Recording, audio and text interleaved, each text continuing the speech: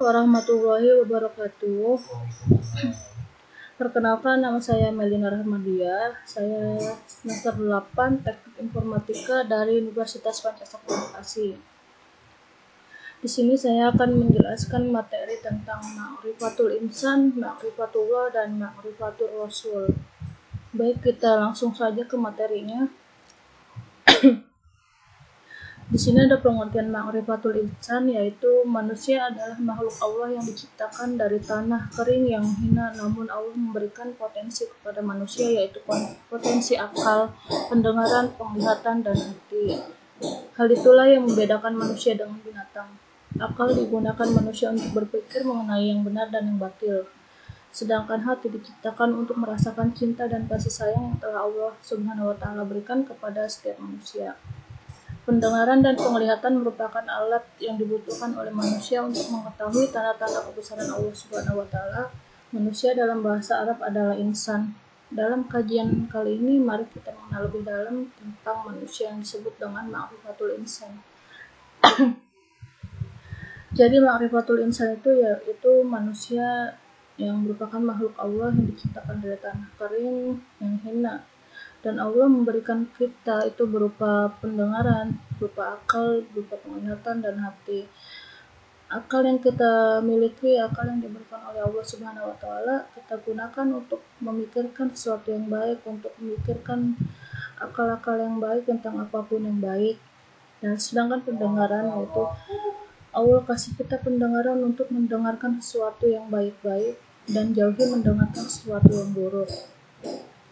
Dan untuk penglihatan, yaitu kita dikasih penglihatan oleh Allah, kita untuk melihat seisi alam dunia ini, seisi alam semesta ini. Kita sangat bersyukur sekali dikasih penglihatan oleh Allah Subhanahu wa Ta'ala, sehingga kita bisa hidup, bisa merasa betapa besarnya kuasa Allah Subhanahu wa Ta'ala. Dan kita diberikan hati oleh Allah Subhanahu wa Ta'ala. Allah memberikan kita hati agar kita dapat merasakan cinta dan kasih sayang dari Allah Subhanahu wa Ta'ala.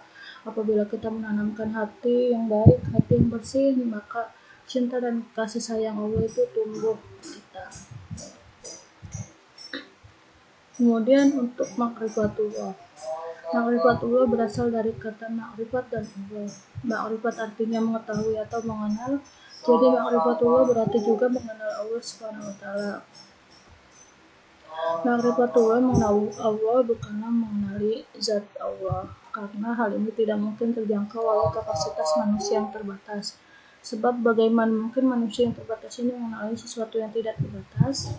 Segelas susu yang dibikin seorang tidak akan pernah mengetahui seperti apakah orang yang telah membuatnya menjadi segelas susu. Menurut Ibnu Al-Qayyim, Ma'rifatullah yang dimaksudkan oleh Ahlul Ma'rifah, orang-orang yang mengenali Allah, adalah ilmu yang membuat seseorang melakukan apa yang menjadi kewajiban bagi dirinya dan konsekuensi pengenalannya. Ma'rifatullah tidak dimaknai dengan arti harfiah semata, namun Ma'rifatullah dimaknai dengan pengenalan terhadap jalan yang mengantarkan manusia dekat dengan Allah, mengenalkan rintangan dan gangguan yang ada dalam perjalanan mendekatkan diri kepada Allah.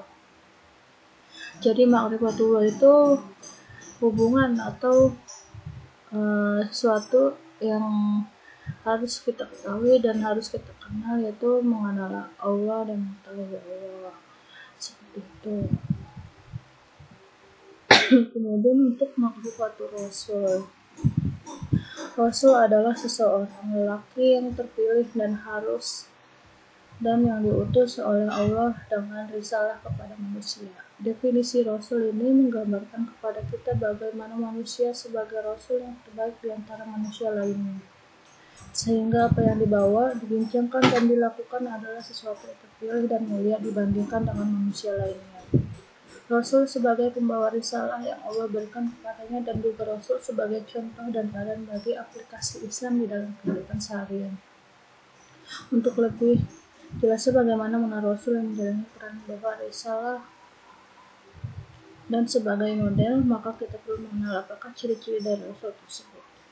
Nah, di sini ada ciri-ciri Rasul, yaitu mempunyai sifat-sifat yang asas, mempunyai mukjizat sebagai pembawa berita gembira, ada berita kenabian dan memiliki ciri kenabian. Juga nampak hasil perbuatannya. Jadi Rasul itu seorang laki-laki yang terpilih yang diutus oleh Allah dengan risalah kepada manusia. Jadi Rasul itu seperti manusia yang terbaik dari manusia lainnya, yang mempunyai keistimewaan khusus dan mempunyai sifat-sifat yang asas. Jadi kurang lebihnya seperti itu penjelasan tentang ma'rifatul insan, ma'rifatullah, dan ma'rifatul rasul. Kurang lebihnya mohon maaf apabila ada kata-kata dan penjelasan yang kurang jelas, mohon dimaafkan seluas-luasnya. Sekian, terima kasih. Wassalamualaikum warahmatullahi wabarakatuh.